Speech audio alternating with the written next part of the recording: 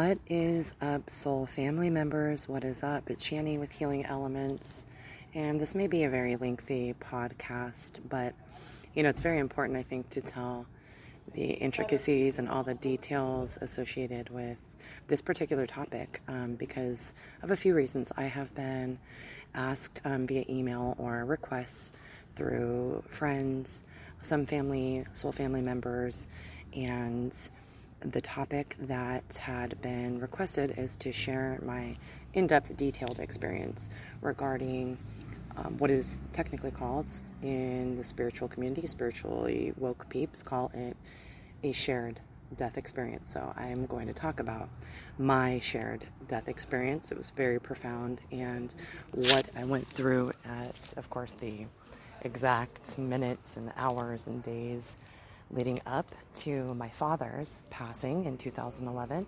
My best friend, my only child, me and my mom and him were just really tight growing up. And I will also explain how, and continually how, it has profoundly impacted my life as far as spiritual awareness and, being able to acquire new divine abilities, certain healing gifts or psychic, gifts, those type of things at the time, and also, building up to present and still, continuing to do that. So I will start from the beginning and go back and take you into a day of my life in March 2011. So March 2011, it is, the height of my kind of mommy stay working at home. I would work from home and then sometimes in the office, various jobs in real estate and inside sales, and had, 3 of my children at very pivotal ages. My daughter, Deanna, my youngest at the time, was a kindergartner, 5, and my son was 8, and my daughter was 12 at the time. So all a very beautiful young age, closer than close. We're just a loving family. Take everybody as they are, spend a lot of time with each other, so my children, of course, were very, very close to my dad and still are to my mom, and this profoundly affected them and our entire family. And it was just one of those experiences where we don't, you don't take for granted life, but life was smooth. Life was full of challenges like they all are. Paying rent was tough in the Bay Area. We were always robbing Peter to pay Paul. I mean, those kind of things. But the health of those that we intimately loved and care about was not threatened terminally at this point. We had not been through any kind of profound loss. So March of 2011, interesting because this is one of the profound kind of puzzle pieces, signs, synchronicities that fit in. It was my birthday, March 14th. I'm a Pisces. My dad is Scorpio, born November 1st, 11/1, right? Divine numbers. And so Scorpio, if you know anything about astrology, symbolizes transformation, transmutation, death, and rebirth. And Pisces, the 12th sign, also can signify sometimes, it's the sign of the fish in Christian tradition, the resurrection and the embodiment of the Jesus archetype, speaks of the last and final stages of death and then, again, regeneration, resurrection. So there's a big tie-in with relationships that I've had and other people have had between Scorpio and Pisces, very deep, very spiritual, very emotional. So on my birthday, which is fitting, and I used to feel that it was kind of a thorn in my side before I was able to evolve and have my higher self really direct me to the truth, which it is actually a divine sign, a knowing that, of course, it is an honor for what I'm about to tell you to have taken place on my birthday. Just another sign to, give validity to the incredible, loving soul bonds that was experienced between my dad and I, and my mom, of course. So it was my birthday, March 14th, 2011, and I was living in San Mateo in the Bay Area near San Francisco, about an hour and a half, maybe 2 hours with traffic. Sometimes could be 4 hours with traffic in the Bay, but about no traffic, an hour and a half drive away from my parents. They had retired out in a suburb, and my dad had suffered a stroke in 2005, so he needed, constant caretaking for my mom. It was a beautiful, little lake type of atmosphere, housing association, real country-ish, but serene, beautiful, and what my parents needed at that point. So, it's a regular day, and the only thing that had happened is the Friday previous, which was also the huge earthquake in Japan, which caused the nuclear power plant to go haywire, and tidal waves. It was devastating. So on March 11th, the only thing that happened is my mom called me casually and said, "Hey, your dad has a cough. He's not feeling so good, so I'm going to take him in," because he's telling me. My dad is one of those people, real tough, wouldn't go to the doctor unless it's serious. So, I knew that they had taken him in to the emergency room the night of the 11th. And then the 12th and the 13th, they did keep him for observation, saying he had an upper respiratory infection. So up until this point, it was Monday, my birthday the 14th. I'm happy. I'm taking my daughter to kindergarten and my son to his second grade class. And so I was, very happy. It's a jubilant, joyous time. It's my birthday. I have my coffee, taking the kids in the van, the little minivan, right? Taking them to school. So I had noticed a very strange number had come up on my cell phone, my caller ID, twice when I had gotten back into the car after taking the kids into their respective classes. So I looked at it and I said, "That's odd." And I was right about to call it back, because if you're not, listed as a name and it's calling twice, and it did have the area code of where my parents lived, I said, So as I was reaching for my phone, I was pulling out of the parking lot, right? It was a block away from my apartment. And as I was reaching for the phone to kind of go, I think I'm going to call that myself and see who it was, the number ringing again. So at that point, I feel that I precognitively knew that is when everything kind of came together and started, because when I reached for the phone was ringing.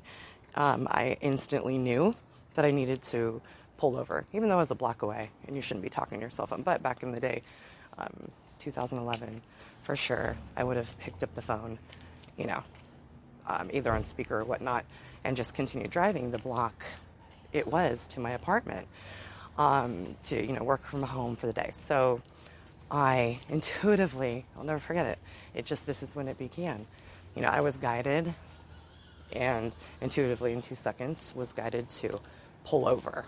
It's as if I got real serious and I pulled the car over, put it in park, and I remember even letting it ring to the third ring and kind of sitting there with it in park, the gear shift, and I answered the phone. And it's just, they're used to doing this, so no harm intended, but it was very shocking and abrasive. On the other end, it was a gentleman. He said, "Hello, I am the head doctor at Sutter Tracy Hospital in Tracy, and I'm very sorry to call you, but you're the only one listed as next of kin beside your mother." And I'm like, "Oh my gosh, is she okay?" Thinking, is my mom okay? He said, "I'm not too sure where your mom is. No worries. I've been trying to get a hold of her and been ringing the house, but it's busy, and her only phone number, I've tried several times, a dozen times, and this is an emergency. It's imperative that I talk to you." And I said, "Okay, yeah, I'm his only child. What's going on?" And he just, he bluntly said it. I'm sure that this is what they do and endure. So he says, "I need you to, be calm, but I need you to get your mom and come straight down here. Unfortunately, we've ran some tests, CT scan, and your father has very late stage 4 lung cancer, and there are tumors riddled in his body, and he is going to pass within a month, and there's no treatment." This is all just told to me, pulled over on the side of the road on my birthday, so definitely went back into my non-spiritual, non-evolved, my anxious, human vessel side, and just began to hysterically cry. I remember I called 2 specific people, shout out, they knew who they are, and just let them know what was going on. And I asked their opinion. Should I try to call my mom or my mom's neighbor if the phone was busy and let her know what was going on, or should I drive directly, tell her in person? So I remember they helped me make the decision to drive the hour and 45 minutes without saying anything and pick her up. And so I picked her up on my birthday, her only child's birthday, and told her that, my dad, her husband of over 30 years, was going to pass very soon. So that is, March 14th, and he passed 12 days later in hospice on March 26th. So the shared death experience, again, it really, as I think about it, really began with that one quick, subtle, tiny thing that I did that I pulled over because somehow I knew that I needed to absorb this, and it was serious, like that type of sit-down thing, but I wasn't told anything. I just knew. It could have been a crank call. It could have been a bill collector, but I knew.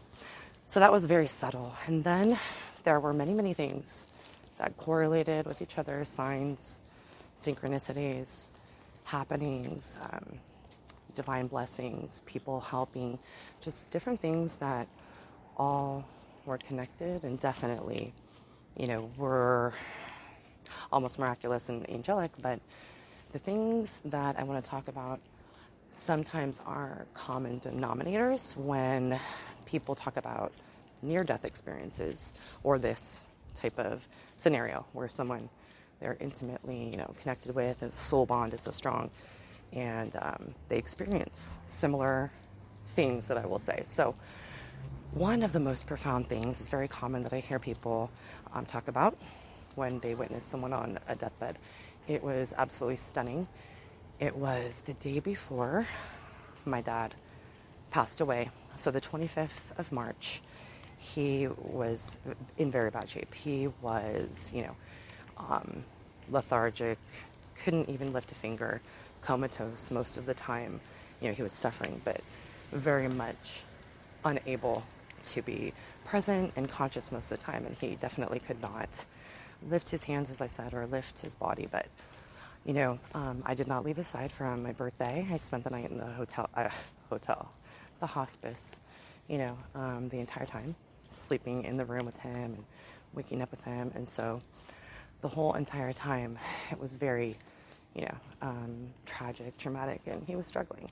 So what I remember is very common when you hear about shared death experiences, but it was my experience, so it was so real. It brought such an authentic truth, and I'll never forget, because I internally, through divine power and whatnot, knew what it was. So again, my dad was comatose and could not lift his hands or move at all. But the day before he passed, he suddenly, I was right by his side, by his face, holding his hands. He suddenly sat straight up as if he was a 20-year-old man, sat straight up, lifted his arm, and pointed so precisely at the only chair that was empty in the room. My dad had his sisters around him. My dad's family of 7. My mom was there. And so, they're all at the, outskirts of the room in chairs. The one chair that was empty, he sat straight up, pointed at the chair, and he looked at me, because I was really the one, as his, almost like his Lamaze coach for death. I was there for him, and we're so tight. So he pointed and he looked at me with the most shocked, stunned, exuberant, but perplexed, not fearful, but so confused and excited, wow, look. His eyeballs were just as big as saucers. He looked so coherent for that one brief moment. And he pointed and he goes, ugh, as if to say to me, but it was telepathic, These downloads, these telepathic experiences began here to really ramp up, in which, when I say there was a knowing and an exchange, it was an instantaneous bucket of information that I just understood to know. So right when he looked at me for confirmation, I said, yes, Daddy, is that Mama? Is that your mom? And he got a relieved look on his face, expression, and collapsed back, and was comatose. And of course, less than like 12, 13 hours later, the next day on the 26th at 10, he passed away. So, all I can say is that he had his father also, his grandparents, many loved ones, including, of course, his mom, cross over to the other side. But I cannot explain how I definitely knew it was her presence. I definitely knew without seeing anything in the physical form or being told. It was just something I read through him, of course, telepathically, but also just now I know what it is. It is that divine, spiritual, universal light language of information downloaded, right? So that was profound. And of course, the hospice nurses are amazing. They would confirm and say, "Oh, happens all the time." And sometimes they will wake up out of comas and have never spoken in like long periods of time and will be able to say things and say and repeat, "There's my wife, Dina," things like that. So then the next day on the 26th is the day of his passing. And the night of the 25th is another type of experience in which I used my intuition solely to just be guided and know that the universe was going to have my back. I had been, like I said, at the hospice since the 14th, and it was the 25th. My kids, as I said, had been in second grade in kindergarten. It was my daughter's first time in a school performance along with my son that they had practiced for months, right? So I was not even, I didn't even care about it, right? It just was like crisis mode. I'm here. This is where I need to be. This is priority. Well, my uncle came, and on the night of the 25th, he came to me and he just basically knew what I needed to hear. And it was just an understanding, a download. I knew that he was channeling something that was true and divine. He told me, "Shannon, you're going to go home. You're going to watch your kids' performance. It's going to mean something to you. You need to sleep in your own bed, sweetheart.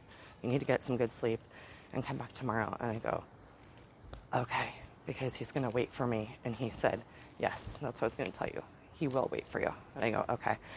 So I had that journey on the 25th, did go home an hour and a half away, and I was not anxious. I had no care in the world, which was not like my personality. I'm a worrywart back in the day especially, right? Without these mindful practices and spiritual things right now that I use. So it wasn't like me to just accept that and know that that was going to be 100% true, that it was going to work out. And I knew leaving there that I would go and watch the performance, come back the next morning, and that he would pass in my arms. And that's basically what happened. So in the morning, on the 26th, after I had gone home that evening, the 25th, watched the kids' performance, there was many signs, like my uncle had said. My dad was a musician, a guitar player. There were all kind of songs from like the Beatles that were special to me and him, etc. So it was amazing, and to see my kids was just what I needed, that soul food, right? You guys, when we are in situations, sometimes we exert our energy outward and don't absorb because we are sensitive empaths and we love to nurture. But then is a perfect example of when I let, quote unquote, Jesus take the wheel, if you're talking about that song, or just trusted in the universe and had faith. So what happened was in the morning, I calmly woke up and told my family, my husband and kids, to get ready and that we were going to go and that my dad would pass. And so we drove there, and as soon as we arrived, I would say no longer than 45 minutes from the time we pulled up is when my dad took his last breath and crossed. So the timing was so very close, right? But I had no, worry that I was going to miss it. I kind of had that knowing that is now, of course, brought to me full circle. It's intuitive, intuitive guidance. It's trusting your higher self. It's knowing that, the universe really does give you signs and intuitive feelings that are right on the mark. So when I got there, a couple of divine things happened that is definitely a common thread in most of the stories I hear about shared death experiences. So I came in, and it was as if, I explain it as if I was happy to be of service, and I was calm. I wasn't hysterical, which, if you knew my past, sometimes I would really, not be someone who couldn't be counted on in an emergency, but somebody who just was real sensitive. So nervous, shaky, edgy. It wasn't like that. It was as if, the Holy Spirit or whatnot, whatever you want to say, took over, and I was able to completely be that kind of servitude soul for my dad, and just be that person, almost like a fireman. Like, picture a fireman when everything is going down and wrong. There's a crazy scenario, and he's, or she is calm, cool, collected, serene, and giving people encouragement and distraction and comfort. All right, I felt like I was naturally wearing that as like a costume, but it was real, and I was feeling the universe directing me in every step of the way. So things that happened, I'll make it short, were at the time couldn't be explained technically, only because I'll tell you what they were. I was guided to, I've always gotten into spirituality, went to Christian church with my grandma. I knew the scriptures, but somehow, some way, I was able, in the last, I'd say 20 minutes of his passing, to do things out of either subliminal memory, if you're thinking about some of my scientific friends, or I feel like it was led, angelically or divinely led. I was able to recite scripture. My dad was not a holy man. He was not a religious guy. He was kind of a rebel, great person, but definitely a rebel, and resisted. He would call himself, prior to passing, an atheist or agnostic. So basically, he and I are arms locked. My mom and his sisters are at the outskirts, wailing and sobbing, and I'm just really in tune with him. He's suffering, but his eyes are deeply gazing, and I'm gazing into his, and it's just this kind of beautiful type of experience. And when you explain this to somebody with those dual edges, right? Both traumatic and grief-stricken, but then serene and also divine beauty, it's tough to say eloquently into words to kind of get your point across, but I'm hoping that you'll feel me in some way. So basically, I'm, definitely, I feel like the words are being said by God or angels themselves. I literally am channeling, as I know it now. I'm channeling, saying scriptures to him, and he's really like looking me in the eyes and like, gravitating toward that as comfort. Again, and he wasn't a religious man, so that was neat. I don't know where I, got those memories, because I had never again. Maybe I'd gone to church a dozen times with my grandma throughout my life.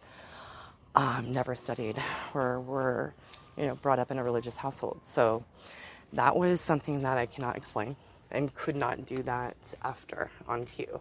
For instance, people would ask, well, maybe it's your memory, so do you think you can try to do that? There's no way. On call, it's almost like that channeling experience where you are just given, or you are able to unlock the divine knowledge that exists already there, right?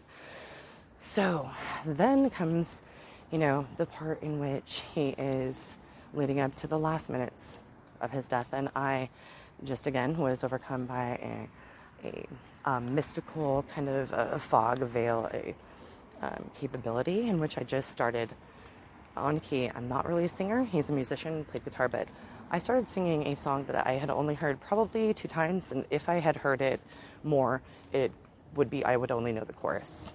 It was a country song, and I think my mom verified that, yeah, my dad had known and liked that song. So in any case, I just, for the last minutes, don't know how I was able to sing this entire song, like, perfectly. Every word, every lyric, very melodically, staying calm while I'm watching, the person who is my best friend I love so much in this world take his last breath. I was able to really just find that inner divine strength and sing this song proudly and, get him across, right, across the river Styx, get him to the other side.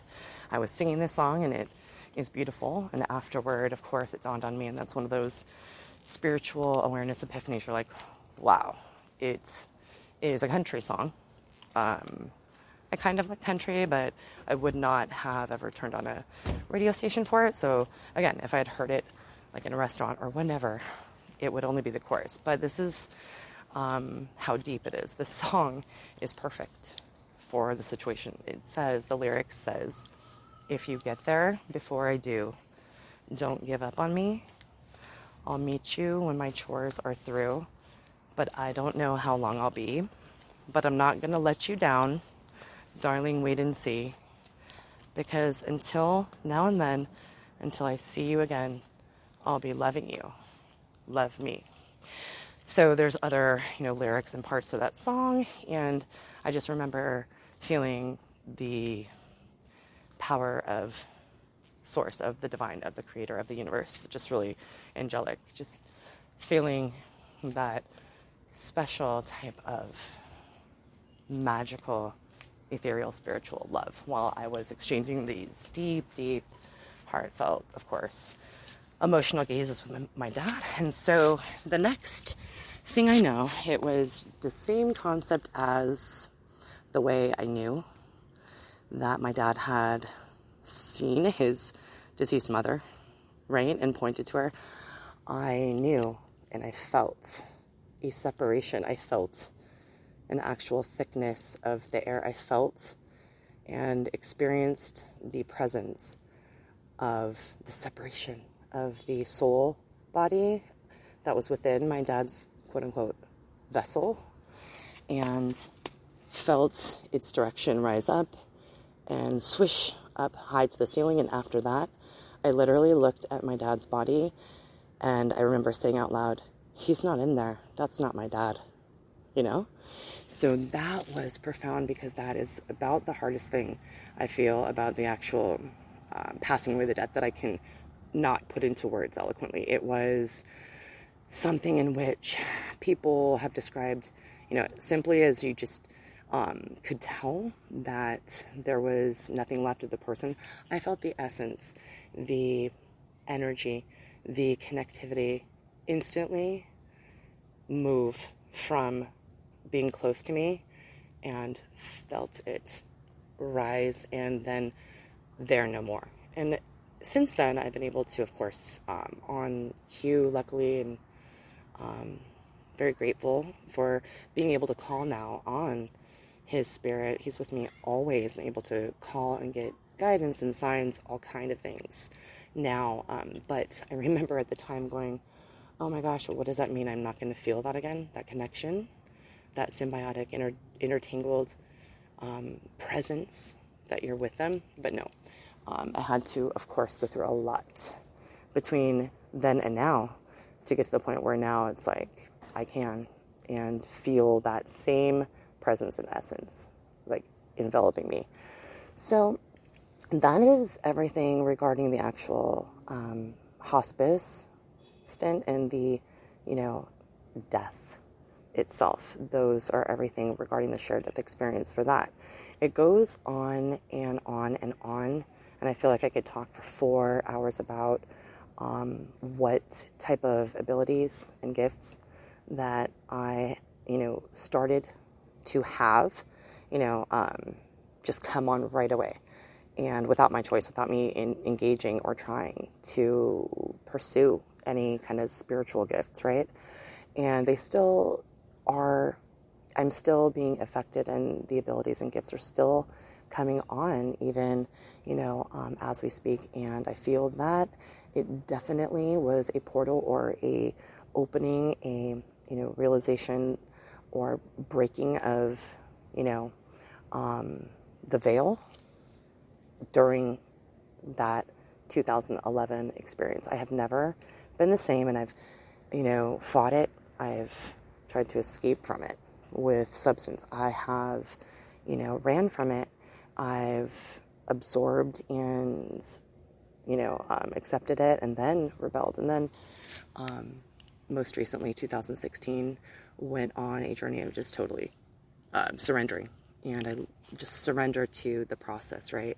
Just going with everything that has to do with acknowledging that I clearly now know for myself what quote unquote God is and is to everyone, and that there is so much dogma and programmed kind of forced religion and things like that in the world that I was afraid to speak upon before because of society or status quo or, fear of losing relationships. And it's come full circle.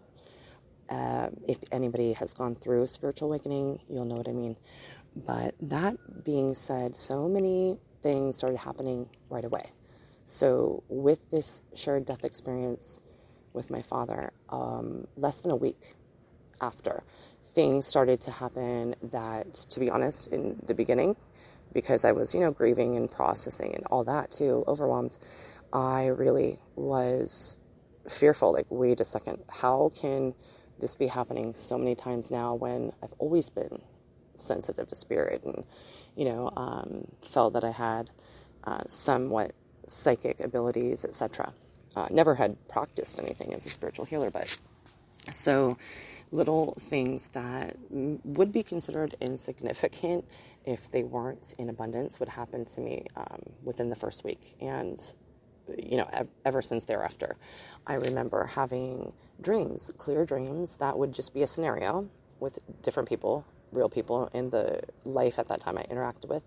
And then, it would happen again. And I'd tell my family, hey, this dream seems different. It is so real, like a vision. And so sure enough, what had ended up happening is over and over and over, what I had dreamt about would end up being a real life scenario that would present itself. And it shook me because of the accuracy and the, way that I was able to say, hey, I had this precognitive dream. It's one of those type of dreams, so this might happen, and it would happen.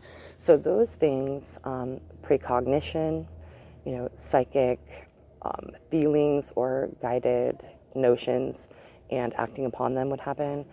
But more profound than that, it seemed to elevate again about 5 years later in 2016 when I legitimately was experiencing big time spiritual awakening, elevation, where dark nights of the soul, getting into every type of theology, religion, any type of, information, soaking it up like a sponge, called as if I was addicted to the best, beautiful, joyful drug, which was learning about how to heal people with spirit, how to, give card readings, looking up concepts about twin flames, looking up what synchronicity was, what numbers were, how in the world I was able to meditate and have visions of another era, of a time period, or be able to tell somebody that I was standing in line at the grocery store inadvertently, hey, I don't know why I have a feeling, but,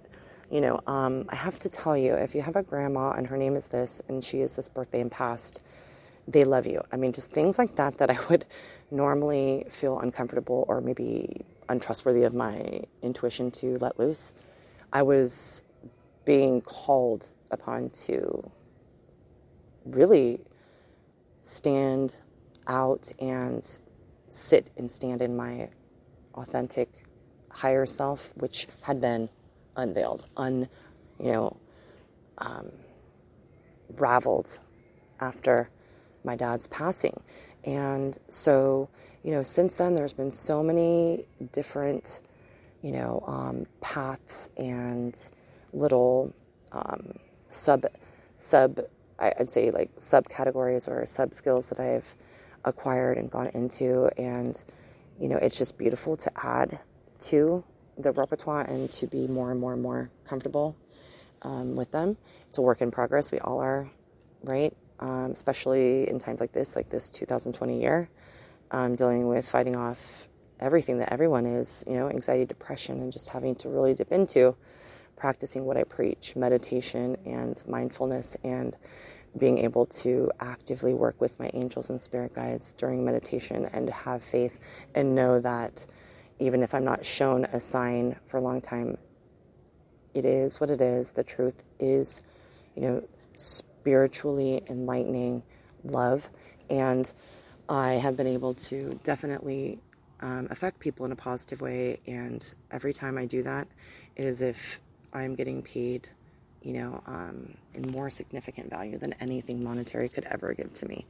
So, examples of this would be furthering vibrational medicine. So I started to, I got certified as Master Reiki a couple years back, and now have ventured off into different concepts of that, of healing with your hands, of positive intent, shamanic practices, different ways of vibrational medicine through other healers, their documentaries, and able to take, a retreat and a class and experience in Hawaii that has just blessed me and opened my eyes and just, in a beautiful way, stunned me to what is possible and the power of the mind.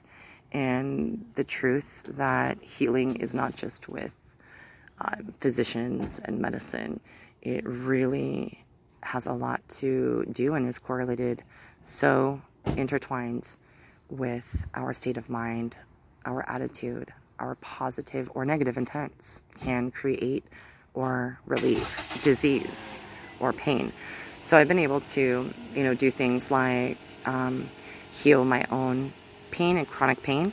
I have had back surgeries, and be able to, heal other people, or, do kind of like these energy surveys, I call them, where I'll be able to kind of just concentrate, meditate, go into my state of void and feel, not by touching, but with my hands about 3 inches away from someone, know where they potentially have a problem or are in need of attention and redirection of the energy flow, and or Reiki is all about taking the energy that exists all around us that is so powerful and ever present and influencing this person's body or your own to have that flow, that fresh flow of energy, and heal with the positive intention behind it and symbols that you can put in your mind's eye.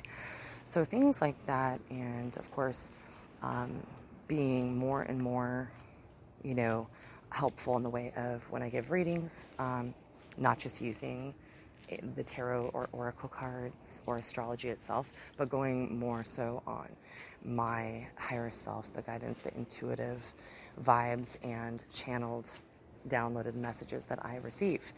And, getting to know that there is nothing wrong with, believing that, there have been past lives, if that's what you believe in. That's my experience. And knowing that for my truth, I have no problem with past life regression, but I feel like, there may be ties in with this lifetime and what we're suffering with now from generational patterns or karmic patterns. However, I feel like it's not so much having to have the focus on the problems of old, perhaps, as some people may do, their past lives. It's more so, I feel, and I'm a cheesy person, but I feel like the shared death experiences taught me many things, and one of which is that everything that we've done in this lifetime, and if you believe in other lifetimes before, or decided to do coming down here, is planned and is to teach us the lessons we need to. And it's not like a obstacle course. And if you don't do it right this lifetime, then you're, bound to have to be sent back here as a prison sentence and go through another physical existence. I don't feel it's like that. I feel like we have a free will here in the physical as we do in the ethereal. We choose to come down and help and provide and be of significance, sometimes even in huge ways. Rest in peace, Ruth Bader Ginsburg. Just, beautiful oracles, prophets, people that are here to show the world kindness, humility, compassion, things like that. So, you guys, I think that I will leave it off with that notion that just a plethora of divinity and divine gifts, spiritual understandings, abilities, and absolute, sensitivity to things like electricity, having watches or cameras stop working, or pointing at a light in jest and saying, oh, I can make it turn on, it turns on. Or, you know, in Hawaii, when I'm praying to my dad, point to the sky and say, give me a sign, and a rainbow appeared. You know, things like that would sound like, to me, even my old self, as open as I was, it would seem cynical or phony or something of impossibility. But that is why I wanted to share this message. Life is stranger than fiction, guys, I can tell you this. And life is more than meets the eye, in my experience. And that's why, you know, in 2020 especially, we have over 200,000 people, may they rest in peace, who have passed from COVID. So if any of you out there know somebody, or, you know, you've just watched someone cross over, or you're dealing with a terminal illness, I'm here to tell you my truth, and I will go to my deathbed with this truth, is that there is something so profound, so beautiful, so comforting and loving for us all, no matter what denomination or religion, after we die in this physical vessel, in this big compartment that houses our electricity, our energetic wiring of our souls. Right, guys? So I hope you enjoyed this podcast. My daddy's name is Thomas Oliver Modesto Cook. He is a beautiful soul.